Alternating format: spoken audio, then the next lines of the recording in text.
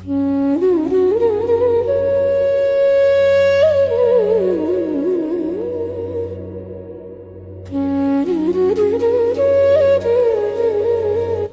ఇప్పుడు అరసవెల్లి సన్ టెంపుల్కి వెళ్తున్నాం. ఇది శ్రీకాకుళంలో ఉంది. ఇది చాలా ఫేమస్ టెంపుల్, మీ అందరికీ తెలిసే ఉంటుంది.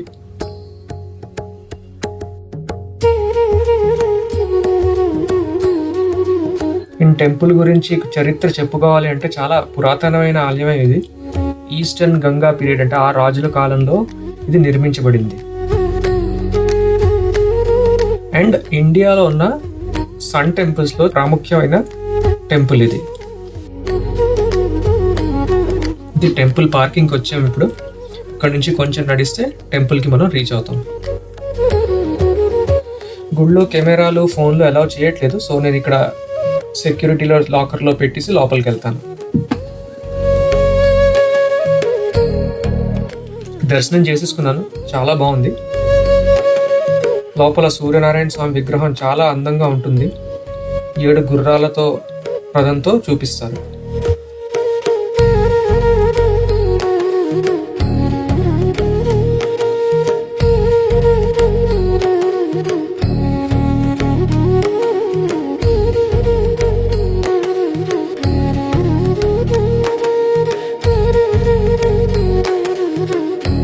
టెంపుల్ బయట ఇలా చిన్న చిన్న షాప్స్ ఉంటాయి.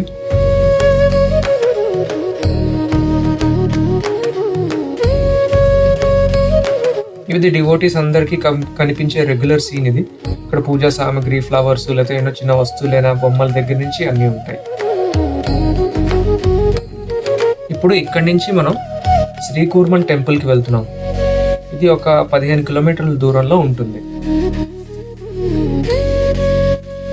దారి చాలా బాగుంటుంది.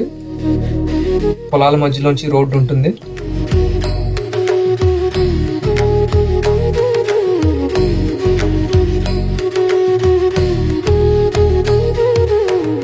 ఇంకా ఇప్పుడు ఈ ఆర్చ్ కనిపిస్తుంది రైట్ సైడ్, అంటే మనం శ్రీకూర్మన్ టెంపుల్ మెయిన్ గేట్కి వచ్చేసాము. నాకు తెలిసినంత మట్టుగా కూర్మ అవతారానికి వేరే ఆలయాలు లేవు. వైష్ణవ ఆలయాల్లో కూర్మ అవతారానికి ఉన్న ఆలయం, ఏకైక ఆలయం ఇదే శ్రీకూర్మ.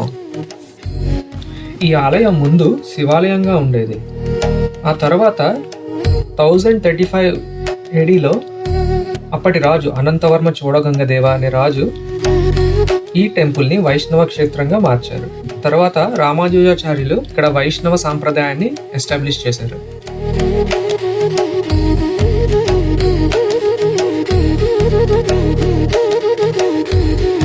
ఇంకా ఈ టెంపుల్కి సంబంధించిన కొన్ని పురాణ కథనాల ప్రకారం ఇక్కడ త్రేతాయుగంలో లవకుశులు ఇక్కడ వచ్చి విష్ణువుని పూజించారని నమ్మకం ఉంది.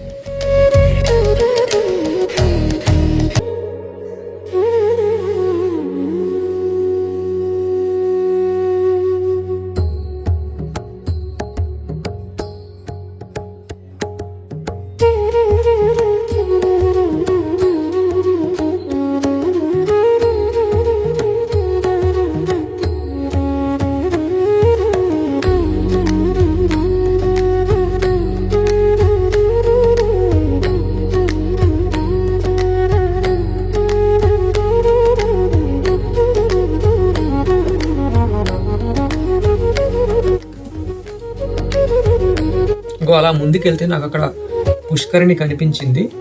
దీన్ని శ్వేత పుష్కరిణి అని లేదా సుధాకుండం అని కూడా పిలుస్తారు. మధ్యలో ఉంది అక్కడ మండపం ఉంది పుష్కరిణి మధ్యలో, దాన్ని నరసింహ మండపం అని అంటారు. ఈ పుష్కరిణిలో ఉన్న శాండ్ తెలుపు రంగులో ఉంటుంది, దాన్నే గోపీచందనం అని అంటారు. ఈ పుష్కరిణి లోపలే గోవిందరాజ స్వామి, శ్రీదేవి, భూదేవి ఉత్సవ విగ్రహాలు కనిపించాయి అని అంటారు.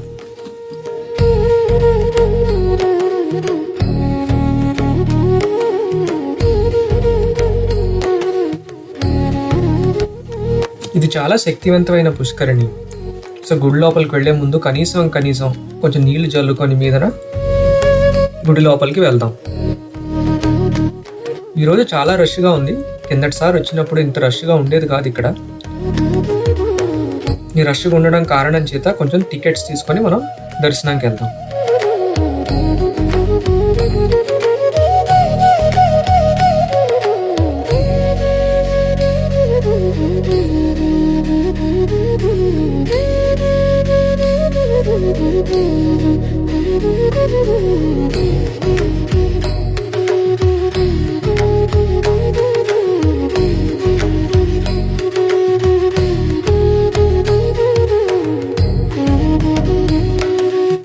నేను దర్శనం లైన్లో నించున్నాను. ఇప్పుడు ఇంకొద్దిసేపట్లో గర్భగృహం లోపలికి ఎంట్రీ ఉంది. మరి కొద్ది క్షణాల్లో దర్శనం. సో కాబట్టి ఇక్కడే వీడియో ఆపేస్తాను. ప్రశాంతంగా దర్శనం చేసుకొని మళ్ళీ నేను వీడియో ఆన్ చేస్తాను.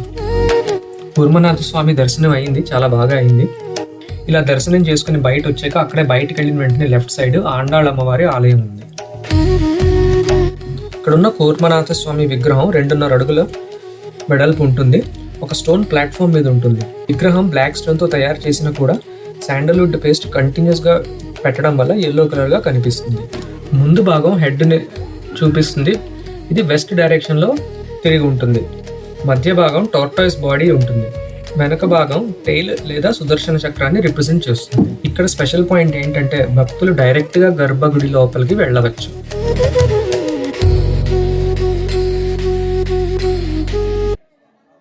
ఇంకా ఆలయం విశిష్టత, ఈ టెంపుల్లో నడుస్తూ ఉంటే ఆర్కిటెక్చర్ చాలా హైలైట్గా కనిపిస్తుంది. ఈ టెంపుల్ చూస్తే మీకు 2 Dravidian style and Kalinga style కూడా కనిపిస్తుంది. కళింగ స్టైల్ అంటే ఒరిస్సా సైడ్, ద్రవిడియన్ స్టైల్ అంటే ఇంకా సదర్న్ సైడ్.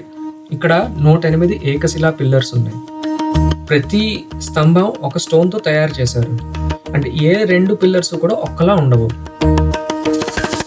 అండ్ చాలా స్తంభాల మీద పురాతన ఇన్స్క్రిప్షన్స్ కూడా కనిపిస్తాయి. ఇంకో రేర్ ఫీచర్ ఏంటంటే ఇక్కడ ఈ ఆలయంలో 2 ధ్వజస్తంభాలు ఉంటాయి. ఇక్కడ కథనాల ప్రకారం రామానుజాచార్యులు ఇక్కడికి వచ్చినప్పుడు వెస్ట్ డైరెక్షన్ నుంచి గుడిలోకి ఎంటర్ అయ్యారు. అప్పుడు ఆయన వచ్చిన వెస్ట్ డైరెక్షన్ కాబట్టి అప్పుడు కూర్మనాథ స్వామి వెస్ట్ సైడ్ తిరిగిపోతారు. అందుకే ఇక్కడ ఈస్ట్ సైడ్ ఒక ధ్వజస్తంభం, వెస్ట్ సైడ్ ఒక ధ్వజస్తంభం ఉంటుంది.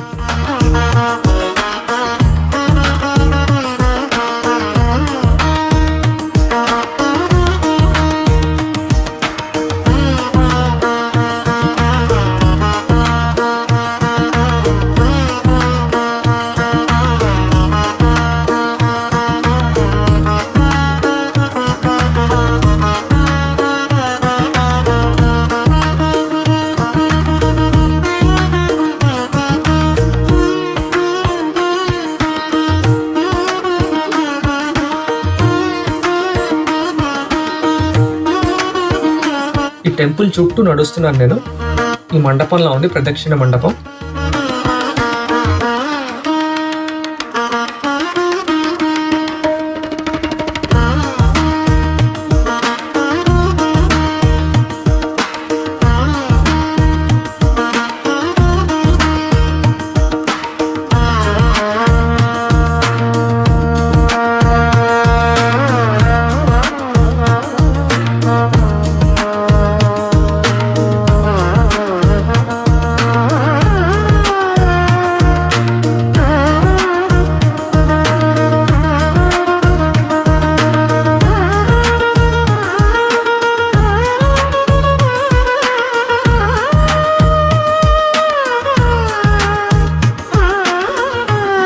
ఇంకా టెంపుల్లో ప్రదక్షిణ మండపం ఒక నార్త్ ఈస్ట్ సైడ్ ఒక అండర్ గ్రౌండ్ టనల్ ఉంది. ఈ గుహలో ఇక్కడి నుంచి డైరెక్ట్గా కాశీకి కనెక్షన్ ఉందని అంటారు. ఇప్పుడు సేఫ్టీ రీజన్స్ వల్ల అది ఎంట్రన్స్ క్లోజ్ చేశారు. ఇదే ఆ ఎంట్రన్స్. చాలా సర్ప్రైజింగ్గా ఉంది కదా. ఇదొక స్పెషల్ అట్రాక్షన్.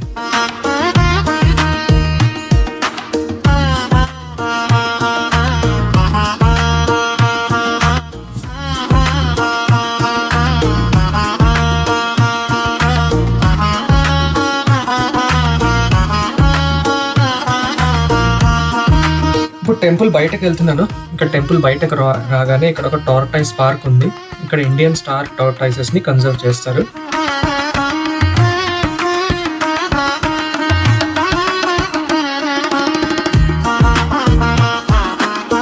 వచ్చిన భక్తులు ఇక్కడ ఉన్న తాబేళ్లకి ఆకులు అన్నీ కూడా తినిపిస్తారు.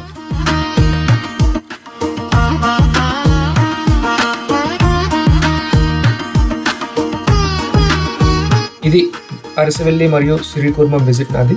మీరు శ్రీకాకుళం వస్తే తప్పకుండా ఈ 2 ఆలయాల్ని దర్శనం చేసుకోండి.